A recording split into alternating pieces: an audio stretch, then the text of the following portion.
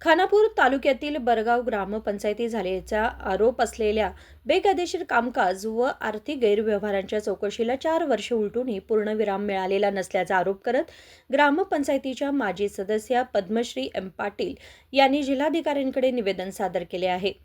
12 जानेवारी 2022 रोजी खानापूर येथील कार्यकारी अधिकाऱ्यांकडे तसेच जिल्हा परिषदेच्या मुख्य कार्यकारी अधिकाऱ्यांकडे तक्रार दाखल करण्यात आली होती. या तक्रारीच्या आधारे चौकशीही करण्यात आली होती आणि ग्रामपंचायतीतील 2 कर्मचारी रामलिंग रुद्रप्पा पाटील आणि गवाडू विठोबा पाटील यांना 3 महिन्यांसाठी निलंबित करण्यात आले होते. मात्र चौकशीची प्रक्रिया आणि करण्यात आलेल्या कारवाईबाबत असमाधान व्यक्त करत 16 मे 2022 रोजी पुन्हा जिल्हा परिषदेच्या मुख्य कार्य अधिकाऱ्यांकडे सविस्तर तक्रार दाखल करण्यात आली होती. तरीही 4 वर्षांनंतरही अंतिम चौकशी अहवाल किंवा ॲक्शन टेकन रिपोर्ट सादर केलेला नाही असं निवेदनात नमूद करण्यात आले. नमस्कार, मी पद्मश्री पाटील, माजी ग्रामपंचायत मेंबर बरगाव, खानापूर तालुका. मी आज डी.सी. साहेबांना इथे भेटायला आलेली आहे. कारण म्हणजे ग्रामपंचायतमध्ये असताना काही ग्रामपंचायतमधले गैरव्यवहार ह्याची मी कंप्लेंट CEO सरांना केली होती. तसंच लोकायुक्तलासुद्धा मी ती कंप्लेंट दिलेली आहे. ही कंप्लेंट मी 2022ला केली, पण त्यावर अजूनही म्हणावं तशी प्रगती झालेली नाही आहे. आणि म्हणूनच मी आज डी.सी. साहेबांना भेटून ह्या कंप्लेंटबद्दल, बेसिकली ही कंप्लेंट काय आहे की पंचायतमधली जी टॅक्स वसुली होते त्या टॅक्स वसुलीचे वेगळे बुकलेट तयार करून लोकांकडनं पैसे तर घेतले गेले, पण ते पैसे पंचायतमध्ये जमाच झाले नाहीत आणि लोकांना ज्या टॅक्स रिसीट्स दिल्या गेल्या त्या खोट्या होत्या आणि ह्याची चौकशी व्हावी.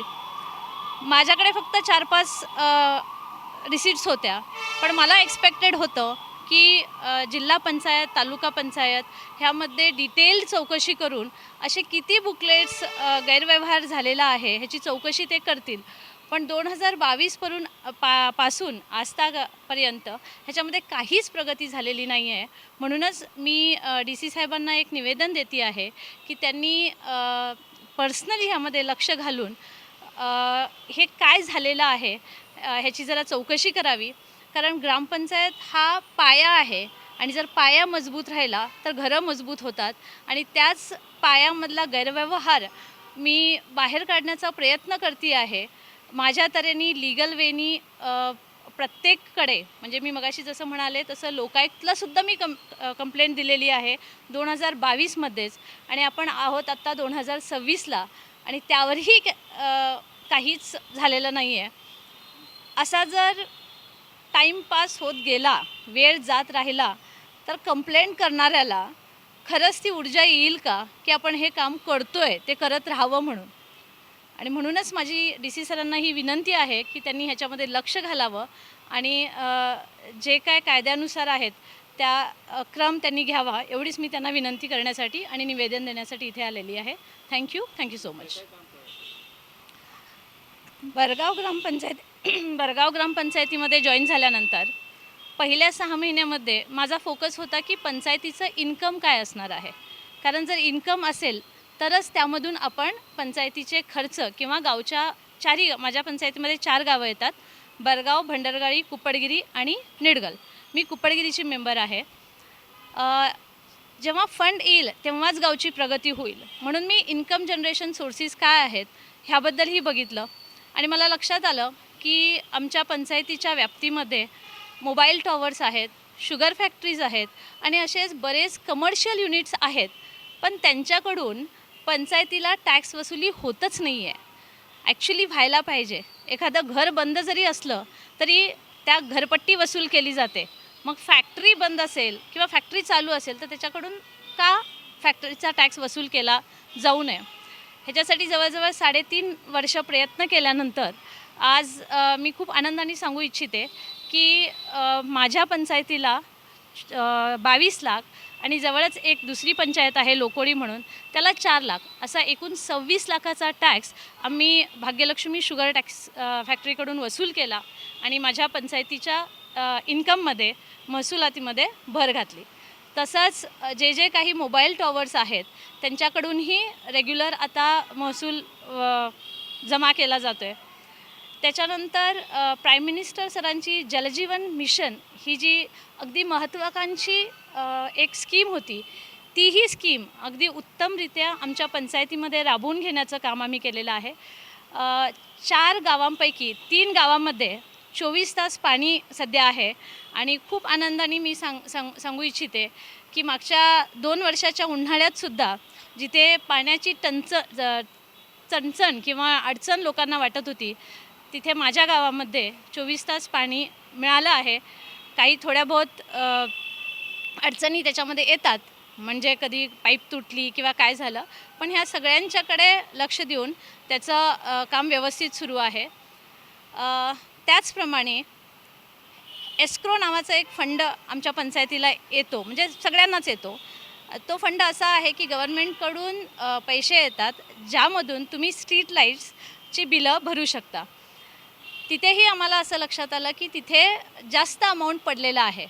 मग हे अमाऊंट तसंच त्या खात्यामध्ये पडू न देता त्याचा उपयोग माझ्या पंचायतीतल्या गावांना व्हावा म्हणून आम्ही एक अर्ज सादर केला आणि आमच्या 4ही गावांमध्ये जवळजवळ 36 ते 40 स्ट्रीट लाईट्स पोल्स आम्ही पंचायतीतर्फे बसवून दिले, जेणेकरून लोकांना बाहेर म्हणजे स्ट्रीट लाईट्सचा पण फायदा होईल आणि त्याच्यामधून घरची वायरिंग घेतानाही त्यांना फायनान्शियली थोडं बर्डन कमी पडेल.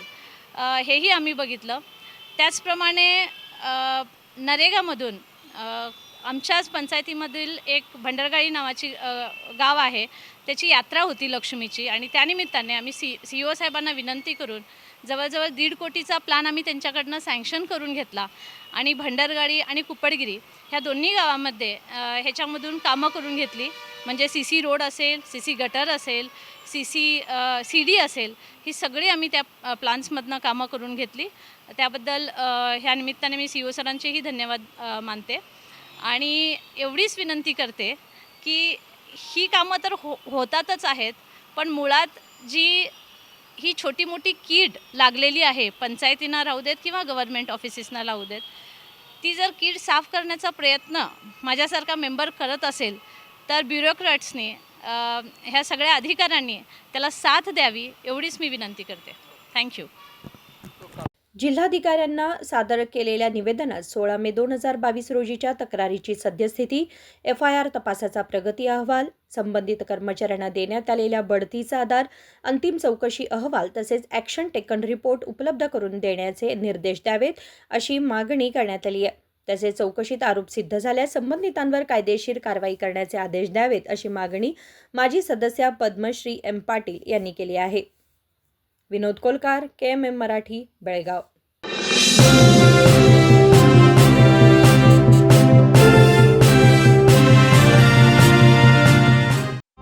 ಜಗಮಗ ಜಗಮಗ ಹೊಳೆಯುವ ಕಣ್ಣುಗಳು, ಹೃದಯದಿ ಹರುಷದ ಅಲೆಗಳು, ಬಂದಿದೆ ಶುಭಗಳಿಗೆ ಪ್ರೀತಿಯ ಗಳಿಗೆ, ರೇಷ್ಮೆಯಲ್ಲಿ ಸುತ್ತಿದ ಸ್ವರ್ಣಗಳಿಗೆ. BS Channabasappa and Sons, The Textile Mall, Tilakwadi, Belagavi.